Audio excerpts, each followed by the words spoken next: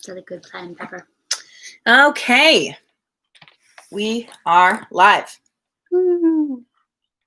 Welcome, everyone who is here, to the Isolated Literary Society presents the short works of Neil Gaiman. All right, we have been working our way through Fragile Things, but not front to back like maybe a sane person would do. Just sort of skipping around as I like. Skipping. Let's see. I didn't plan really ahead of time today, but I'm thinking maybe I might do Strange Little Girls and Harlequin Valentine. Valentine. That seems kind of like they go in order in the book, so it's a nice pairing, and should be a good length. And then I was thinking, that way I can do, and then maybe tomorrow I'll do something else on the short end. And then on Monday, when we come back, I can start Monarch of the Glen and then not have a big break in between. That was my thought process. Like literally just now. What do you guys think? So I was thinking about starting Monarch of the Glen today. And then I was like, oh, if I start it today, we'll have today and tomorrow of Monarch of the Glen. Then we'll have 2 days off. Otherwise, if I start it on Monday, we'll be able to get through the whole story without a weekend coming in the middle. So, I'm well, Savvy. How are you?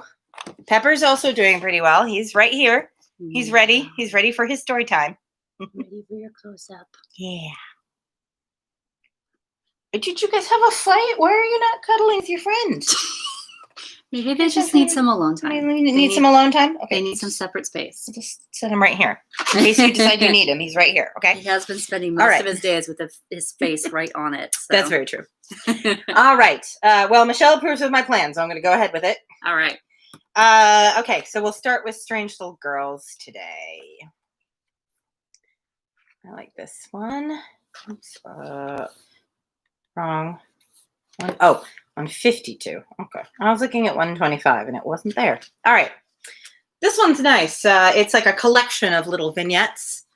I believe it was partially inspired by a Tori Amos album or written to go with that album. Oh, that's right. She has an album of that same name and they are notably friends. Notably. Is really a set of 12 very short stories written to accompany Tori Amos' CD, Strange Little Girls.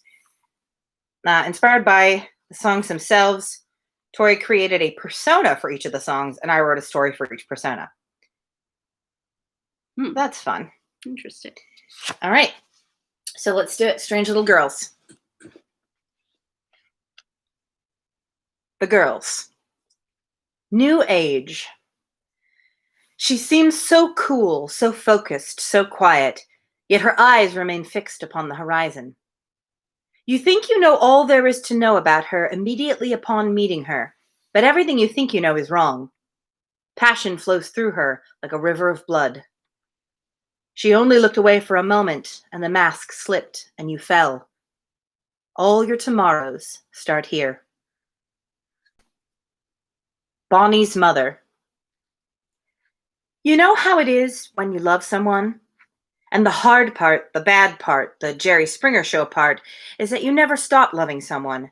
There's always a piece of them in your heart. Now that she is dead, she tries to remember only the love. She imagines every blow a kiss, the makeup that inexpertly covers bruises, the cigarette burn on her thigh. All these things, she decides, were gestures of love. She wonders what her daughter will do. She wonders what her daughter will be. She is holding a cake in her death. It is the cake she was always going to bake for her little one. Maybe they would have mixed it together. They would have sat and eaten it and smiled, all three of them, and the apartment would have slowly filled with laughter and with love. Strange. There are 100 things she has tried to chase away, the things she won't remember and that she can't even let herself think about, because that's where the birds scream and the and the worms crawl, and somewhere in her mind, it's always raining a slow and endless drizzle. You will hear that she has left the country, that there was a gift she wanted you to have, but it is lost before it reaches you. Late one night, the telephone will sing, and a voice that might be hers will say something that you cannot interpret before the connection crackles and is broken. Several years later, from a taxi, you will see someone in a doorway who looks like her, but she will be gone by the time you persuade the driver to stop. You will never see her again. Whenever it rains, you will think of her. Silence.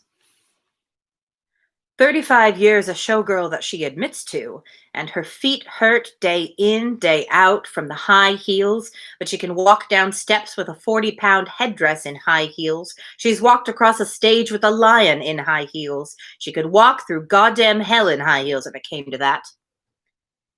These are the things that have helped, that kept her walking and her head high. Her daughter, a man from Chicago who loved her, although not enough. The national news anchor who paid her rent for a decade and didn't come to Vegas more than once a month. 2 bags of silicone gel and staying out of the desert sun. She will be a grandmother soon. Very soon. Love. And then there was the time that one of them simply wouldn't return her calls to his office. So she called the number he did not know that she had, and she said to the woman who answered that this was so embarrassing. But as he was no longer talking to her, could he be told that she was still waiting for the return of her lacy black underthings, which he had taken because, he said, they smelled of her, of both of them? Oh, and that reminded her, she said, as the woman on the other end of the phone said nothing. Could they be laundered first and then simply posted back to her? He has her address.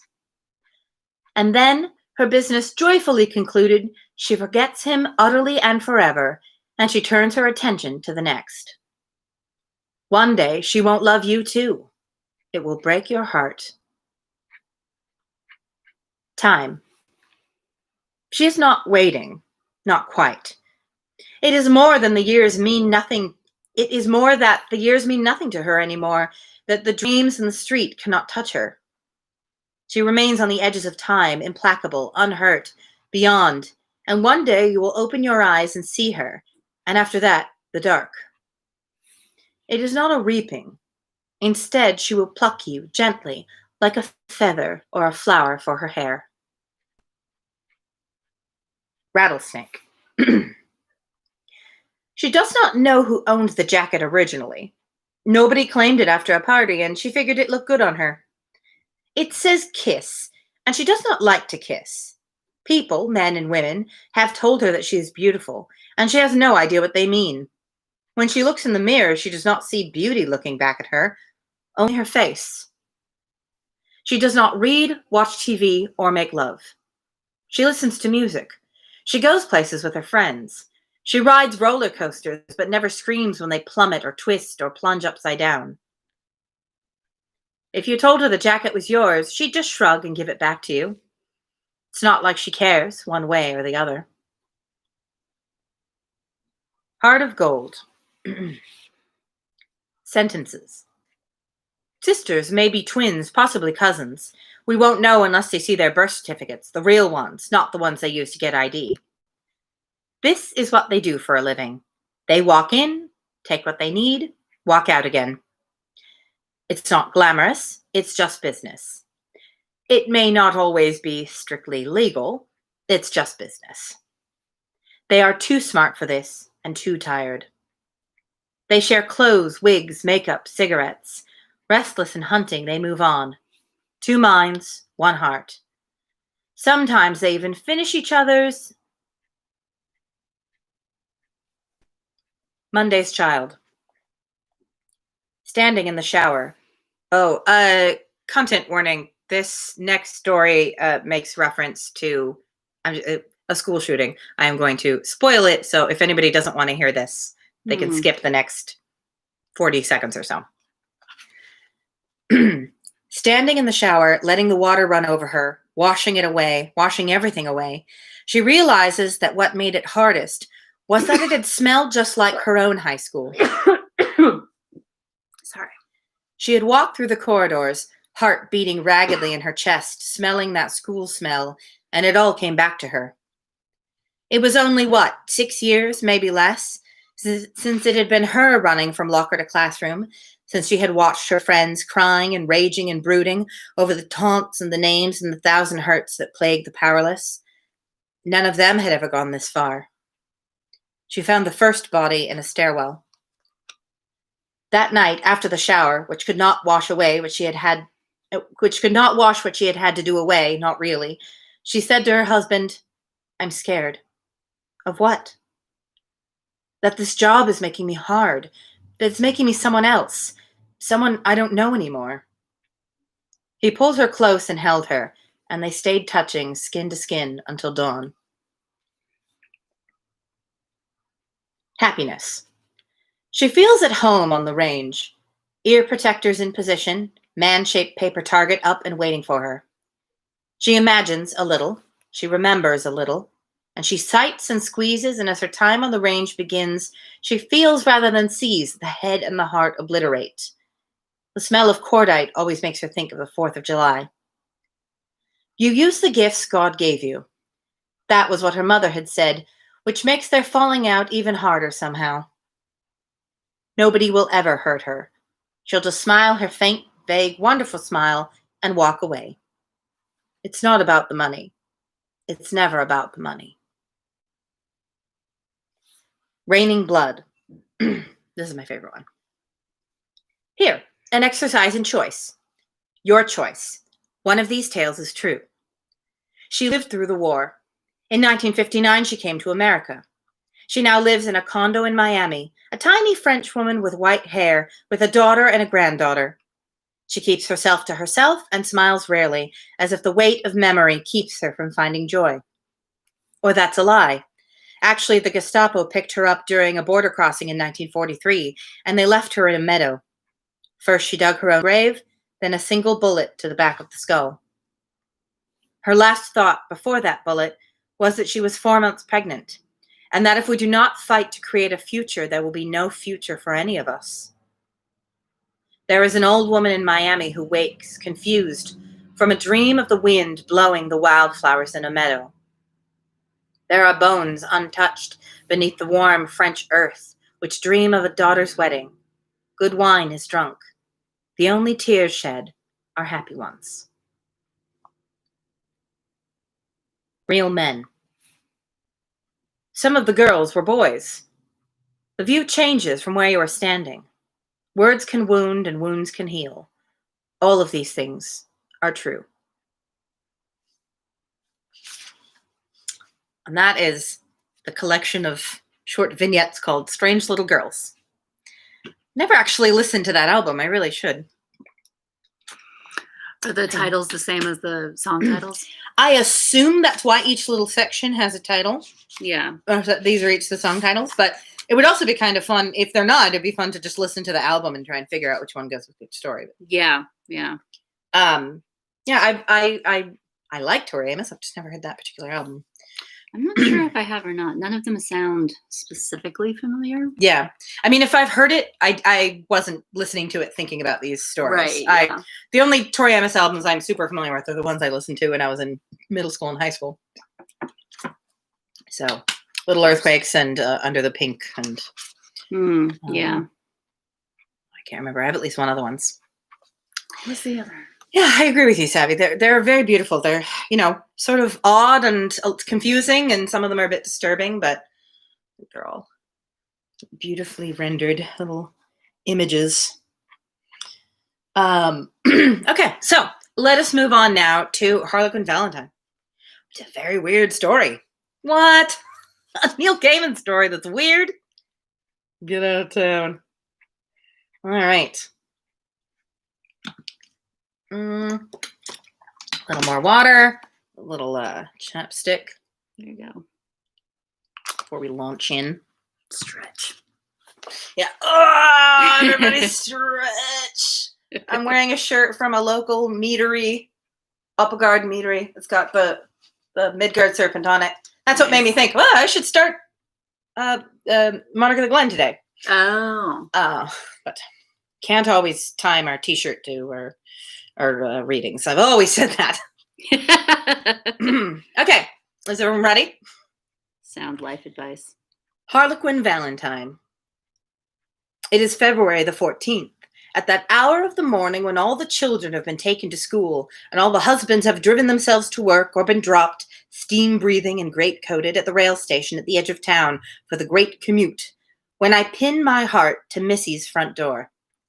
The heart is a deep, dark red that is almost a brown, the color of liver. And I knock on the door sharply, rat-a-tat-tat, and I grasp my wand, my stick, my oh-so-thrustable and beribboned lance, and I vanish like cooling steam into the chilly air. Missy opens the door. She looks tired. "My Columbine," I whisper, but she hears not a word. She turns her head, so she takes in the view from one side of the street to the other, but nothing moves. A truck rumbles in the distance. She walks back into the kitchen, and I dance, silent as a breeze, as a mouse, as a dream, into the kitchen beside her.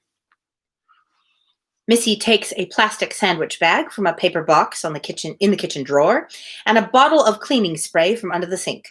She pulls off 2 sections of paper towel from the roll on the kitchen counter. Then she walks back to the front door. She pulls the pin from the painted wood. It was my hat pin, which I had stumbled across. Where? I turn the matter over in my head. In Gascony, perhaps? Or Twickenham? Or Prague? The face on the end of the hat pin is that of a pale Pierrot. She removes the pin from the heart and puts the heart into the plastic sandwich bag.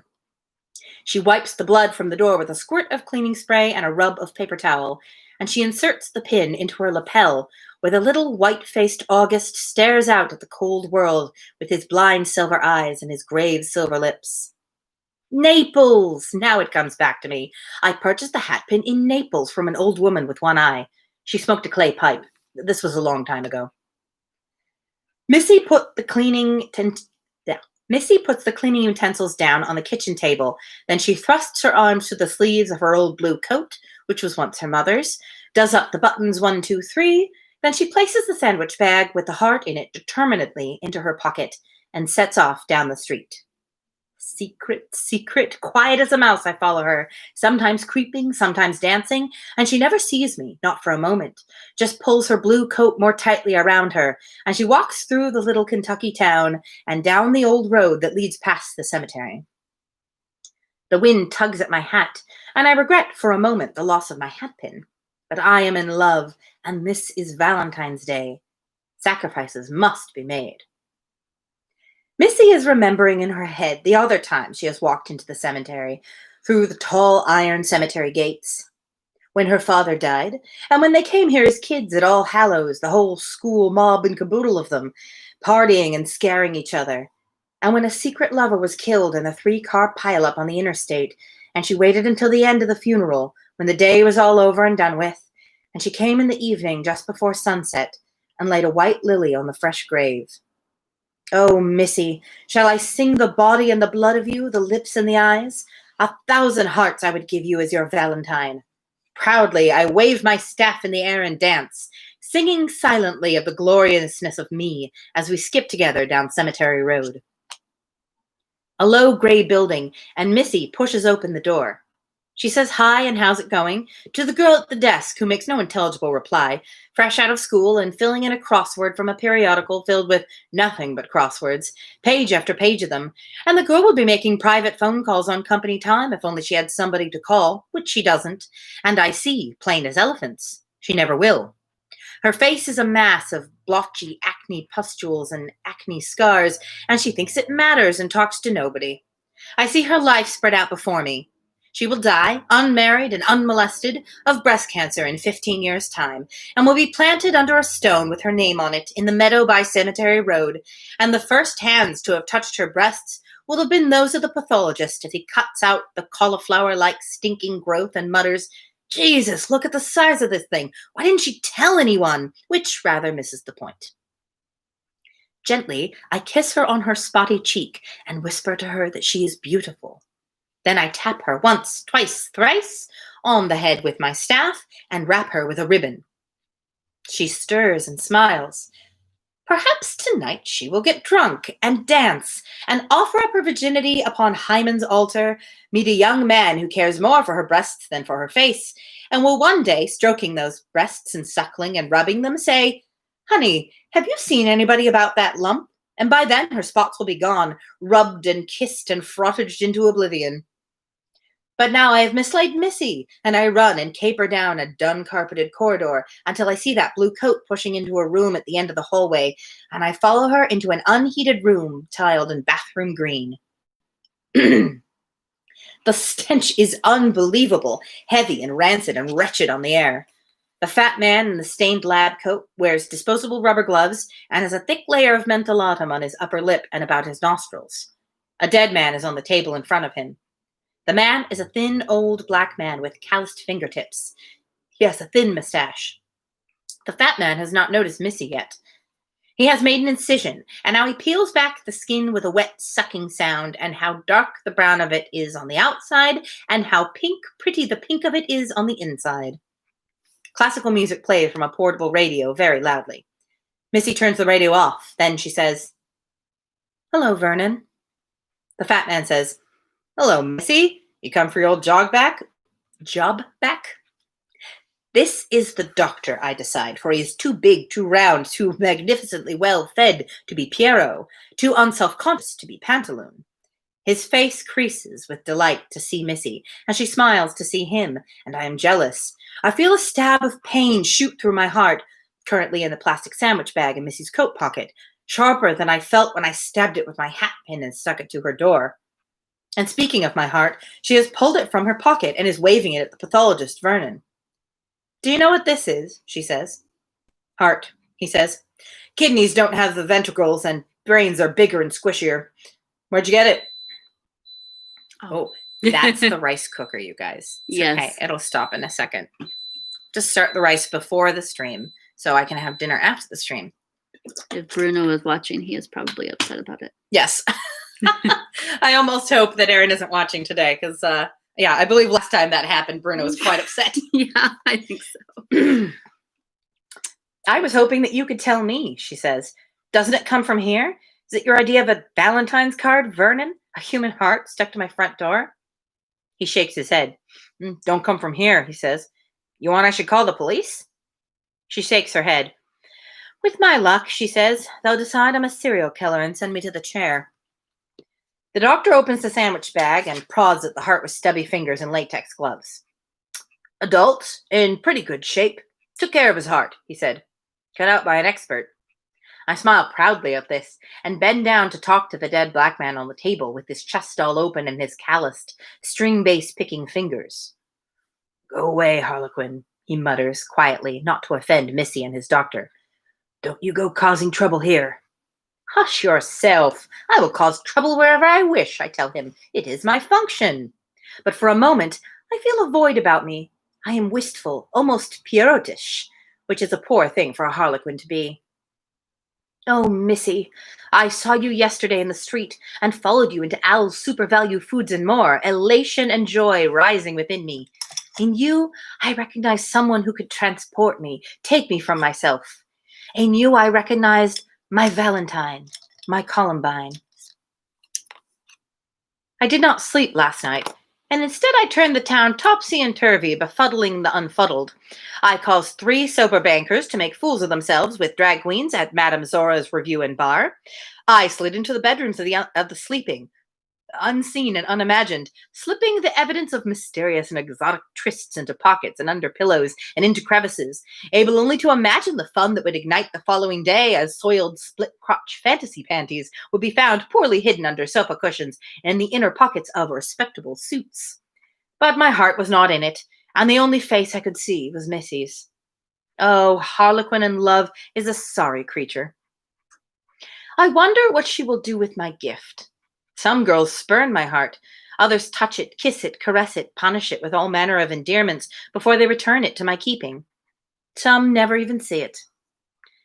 Missy takes the heart back, puts it in the sandwich bag again, pushes the snap-shut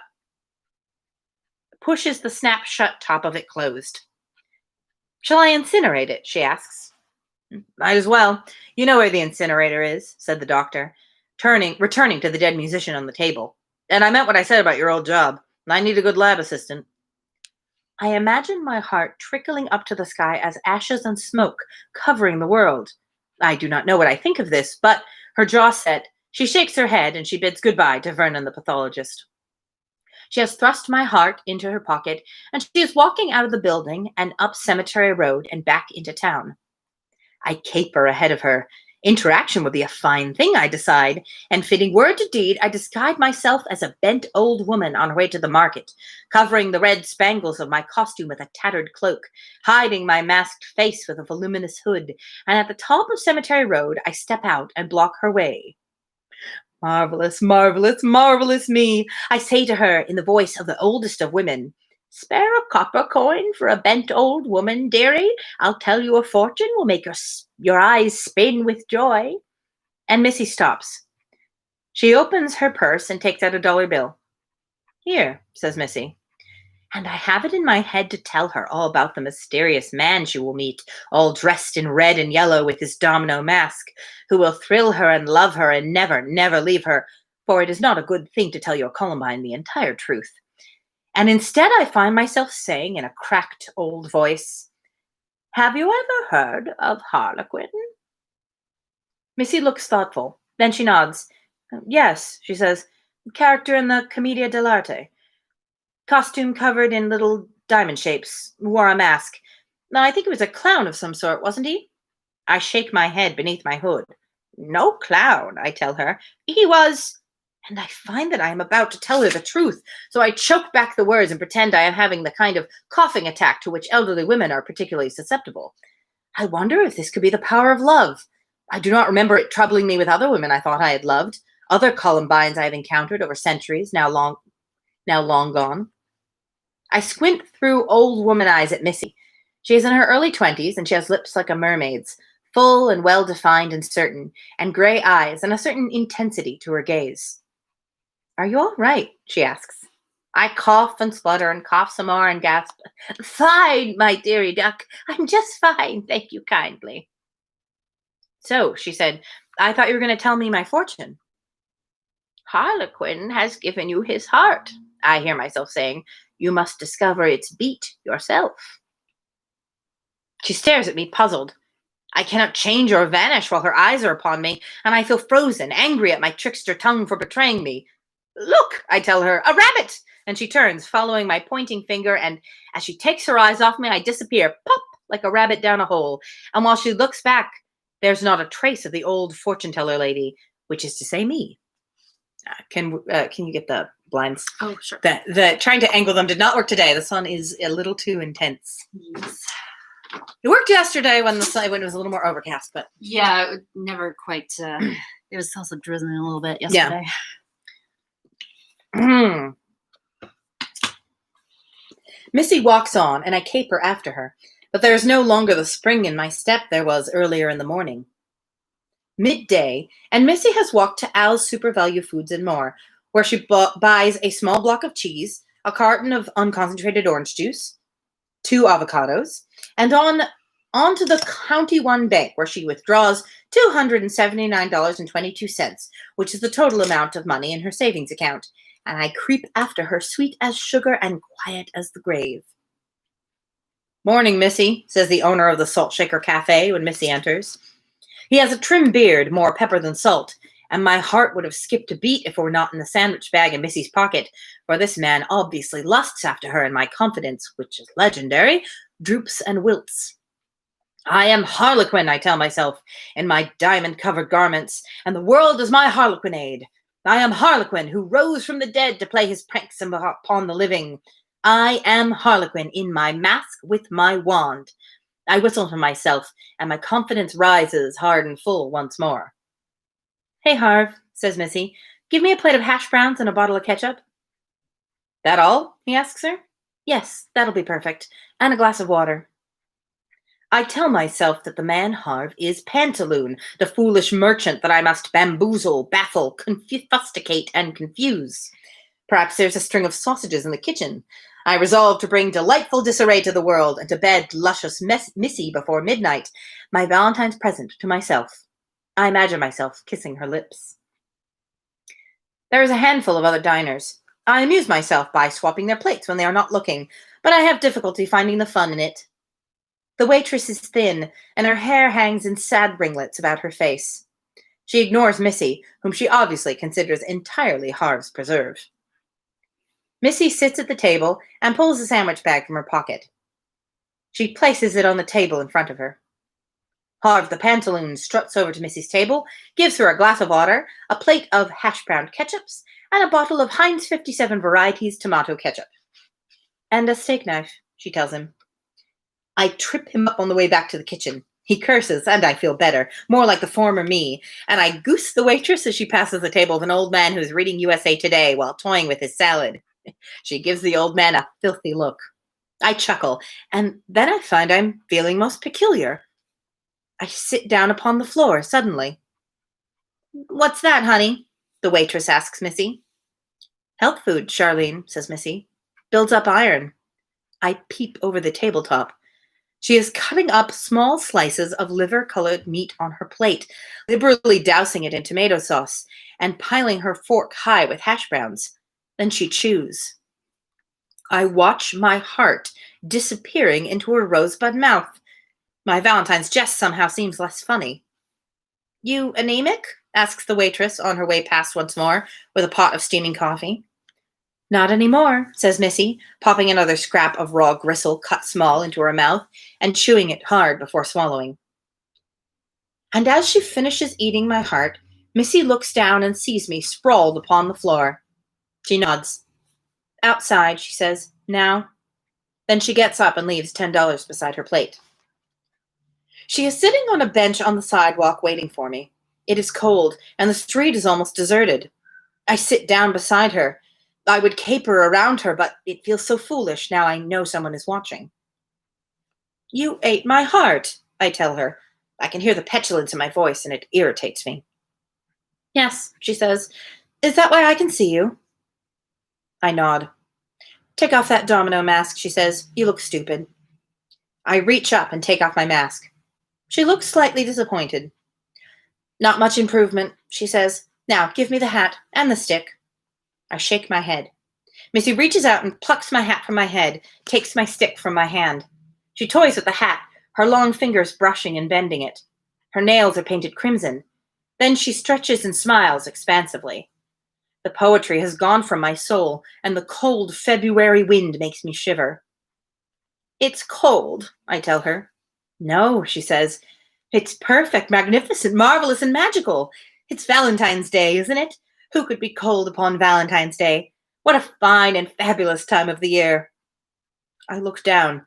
The diamonds are fading from my suit, which is turning ghost white, Pierrot white. What do I do now? I ask her. I don't know, says Missy. Fade away, perhaps, or find another role. A lovelorn swain, perchance, mooning and pining under the pale moon. All you need is a columbine. You, I tell her, you are my columbine. Not anymore, she tells me. That's the joy of a Harlequinade after all, isn't it? We change our costumes. We change our roles. She flashes me such a smile now. Then she puts my hat, my own hat, my Harlequin hat, up onto her head. She chucks me under the chin. And you? I ask. She tosses the wand into the air. It tumbles and twists in a high arc, red and yellow ribbons twisting and swirling about it, and then it lands neatly, almost silently, back into her hand. She pushes the tip down to the sidewalk, pushes herself up from the bench in one smooth movement. I have things to do, she tells me. Tickets to take, people to dream. Her blue coat, that was once her mother's, is no longer blue, but is canary yellow, covered in red diamonds. Then she leans over and kisses me, full and hard upon the lips. Somewhere, a car backfired. I turned, startled, and when I looked back, I was alone on the street. I sat there for several moments, on my own. Charlene opened the door to the Salt Shaker Cafe. Hey, Pete, you finished out there? Finished? Yeah, come on. Harv says your ciggy break is over, and you'll freeze back into the kitchen. I stared at her. She tossed her pretty ringlets and, momentarily, smiled at me. I got to my feet, adjusted my white clothes, the uniform of the kitchen help, and followed her inside. It's Valentine's Day, I thought. Tell her how you feel. Tell her what you think. But I said nothing. I dared not. I simply followed her inside, a creature of mute longing. Back in the kitchen, a pile of plates was waiting for me. I began to scrape the leftovers into the pig bin. There was a scrap of dark meat on one of the plates, beside some half-finished ketchup-covered hash browns. It looked almost raw, but I dipped it into the congealing ketchup and, when Harv's back was turned, I picked it off the plate and chewed it. It tasted metallic and gristly, but I swallowed it anyhow, and could not have told you why. A blob of red ketchup dripped from the plate onto the sleeve of my white uniform, forming one perfect diamond.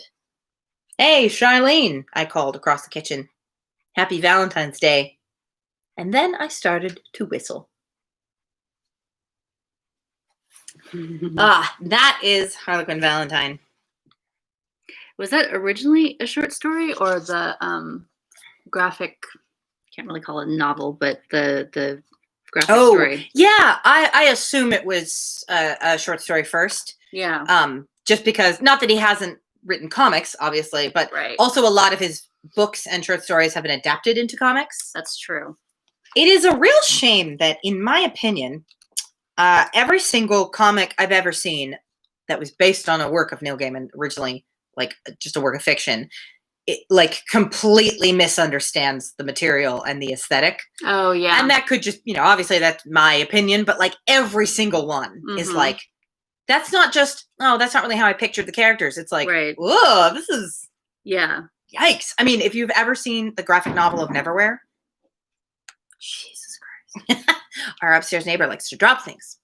I thought that was was that someone else? It sounded like fireworks. Like the more booming fireworks. That could be. I thought it was someone dropping something upstairs.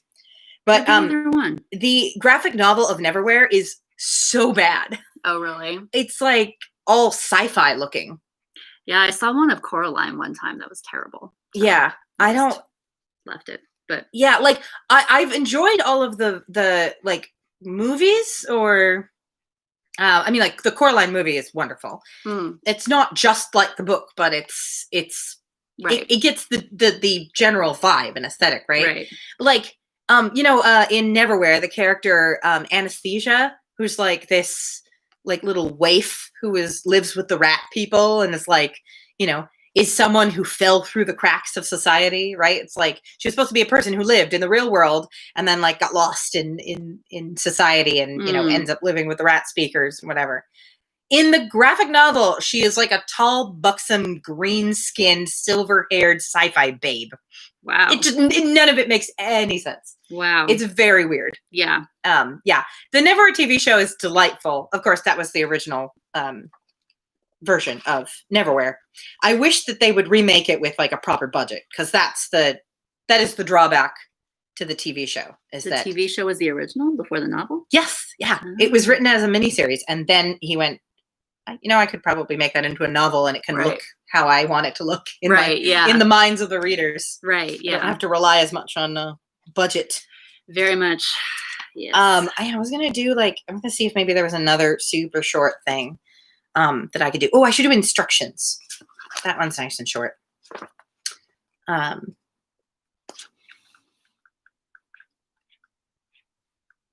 we go. Yeah, it's definitely, I think they did a great job with the resources that they had on the Neverwhere show. Michelle was commenting that the old effects are very cool. It's just that it was very low budget. They also did a radio play of it only, 5 years ago or so. And that was also... that I've heard of. Yeah, that was good, but I definitely felt like you should only listen to this if you've already read the book. Because they do it as it's a radio play, right? And there's no narrator. It's just the characters and sound effects. Right. Just the dialogue and sound effects to create the whole story. Right. And there's just stuff that you would need to write it differently. You would need to include more exposition. And they just adapted the actual book. And I think they left out a lot. As I was listening to it, I was like, I feel like if I hadn't read the book, I would have no idea what's going on. There's no exposition-y lines where they're like, say, what's this place that we're in? Oh, it's this. They just walk in and start talking. Anyway, Anyway, Yeah. I'm going to read instructions and then wrap up for the day. This is a really delightful one. Okay. Yes, Michelle says the classic Whovian who appreciates zippers. Yeah, I also appreciate practical effects and old effects too. But I also wish we could get a relatively high budget Neverwhere today. I would love them to still do a lot of practical effects, but yeah, just with a little more money. Was it low budget for the time? I have to assume so. Okay. But also, it was, I think, in like the late 90s. Because, I mean, there's... on the BBC. So I don't know. There's also just like the limitations of special effects. Yeah. At any given time. Oh, yeah. No, it felt dated beyond its years, we'll put it that way. Okay. To me. I don't know how it definitely wasn't like, you don't watch it and go, wow, is this really from 99? It looks great. You're like, oh, this must be from the 90s. I don't remember if 99 is the year, but you watch it and go, oh, gosh, yep, the 90s. TV budget in England in the 90s. What's more? They did a great job with the budget they had. It just was not much. Yeah. All right. And an original miniseries, and he wasn't as famous then as he is now. You know. Yeah. It was no comparison to Good Omens, for example. Right. Yes, Michelle says only if Neil was showrunner. And since he probably would never do that, I guess we'll probably never get it. But anyway, instructions. Touch the wooden gate in the wall you never saw before. Say please before you open the latch. Go through, walk down the path. A red metal imp hangs from the green painted front door as a knocker. Do not touch it. It will bite your fingers. Walk through the house. Take nothing. Eat nothing. However, if any creature tells you that it hungers, feed it. If it tells you that it is dirty, clean it. If it cries to you that it hurts, if you can, ease its pain. From the back garden you will be able to see the wildwood. The deep well you walk past leads down to Winter's realm. There is another land at the bottom of it. If you turn around here, you can walk back safely. You will lose no face. I will think no less of you. Once through the garden, you will be in the wood. The trees are old. Eyes peer from the undergrowth. Beneath a twisted oak sits an old woman. She may ask for something. Give it to her. She will point the way to the castle. Inside it are 3 princesses. Do not trust the youngest. Walk on. In the clearing beyond the castle, the 12 months sit about a fire, warming their feet, exchanging tales. They may do favors for you, if you are polite. You may pick strawberries in December's frost. Trust the wolves, but do not tell them where you are going. The river can be crossed by the ferry. The ferryman will take you. The answer to his question is this. If he hands the oar to his passenger, he will be free to leave the boat. Only tell him this from a safe distance. If an eagle gives you a feather, keep it safe. Remember that giants sleep too soundly, that witches are often betrayed by their appetites. Dragons have one soft spot somewhere, always. Hearts can be well hidden, and you betray them with your tongue. Do not be jealous of your sister. Know that diamonds and roses are as uncomfortable when they tumble from one's lips as toads and frogs. Colder, too, and sharper, and they cut. Remember your name. Do not lose hope. What you seek will be found. Trust ghosts. Trust that you have helped to help you in their turn. Trust those that you have helped to help you in their turn. Trust dreams. Trust your heart and trust your story. When you come back, return the way you came. Favors will be returned, debts be repaid. Do not forget your manners. Do not look back. Ride the wise eagle, you shall not fall. Ride the silver fish, you will not drown. Ride the gray wolf, hold tightly to his fur. There is a worm at the heart of the tower. That is why it will not stand. When you reach the little house, the place your journey started, you will recognize it, although it will seem much smaller than you remember. Walk up the path and through the garden gate you never saw before but once, and then go home, or make a home, or rest. I like that one very much. Anyone who's read an appreciable number of fairy tales and folk tales has to appreciate that. Yeah. So that is it for today. Thank you, everybody, for tuning in. I hope that you enjoyed listening to the stories. I'll be back tomorrow for some more. I decided for sure I was going to do it tomorrow. I was considering taking the day off or something. I was planning to release a single for Bandcamp Friday tomorrow, but I realized this morning that I don't have the time or really the focus right now to do it the justice I would like to do it in order to release it publicly. However, I am planning to record just a slightly more simple version of the same song, More Than What, and I will release it on Patreon and on Bandcamp for Bandcamp subscribers. So I'll probably actually make the Patreon page visible, the post, publicly visible. So even if you're not a Patreon patron, you will still be able to get it. You'll just have to go to the Patreon. So it will not be officially for sale on the Bandcamp. I'm going to still keep working on doing something like that.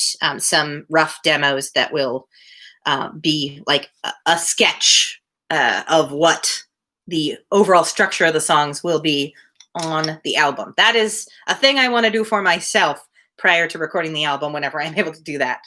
And I will share them with the world when I am done with them. But yeah, not tomorrow, unfortunately.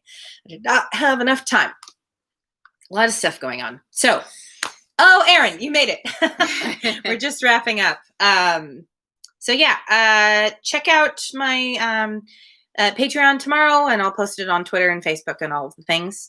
And I'll link to it in the videos tomorrow as well, in the live video we do tomorrow. So, but yeah, there will be at least a very rough demo just for people who want to hear the song. And that's it. Yes, that's all I have to say. I hope that you guys enjoy if you have a 3-day weekend because you have that sort of job. I hope you enjoy it. And I will hopefully see you guys tomorrow. Thanks.